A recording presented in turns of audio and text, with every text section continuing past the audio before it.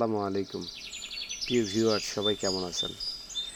একটি ছোট্ট ঘটনা। আজকে সকালে ফজরের নামাজ পড়তে এসে আমি যখন উজু করার জন্য ঘাটে যাই, তখন ঘাটে এই হাসনেহেনা গাছের নিচে ফুলের যে দৃশ্যটা দেখে আমার মনে হলো যে আপনাদের সাথে আসলে শেয়ার করা। যদিও প্রতিনিয়তই আমি দেখি, তবে আজকেরটা একটু ব্যতিক্রম এবং অনেক সুন্দর লাগতেছিল, তাই আপনাদের সাথে শেয়ার করা।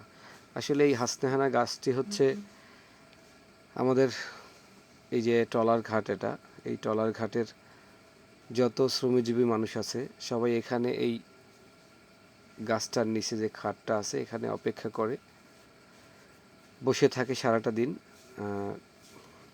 তাদের রুটি রোজগারের জন্য। তো এটা আসলে এই গাছটা আমার মনে হয় 2 যুগের উপরে এই গাছের সৌন্দর্য, এবং এটার এত সুন্দর গ্রান। সারাদিনই আপনি যত রৌদ্রই থাকুক না কেন, এই জায়গাটা যখন আপনি বসবেন, নদীর বাতাস এবং উপরে গাছের ছায়া, এটা আসলে আপনাকে একটা অন্যরকম অনুভূতি ফিল করবে। এসি, ফ্যান এগুলো আসলে আপনাকে যে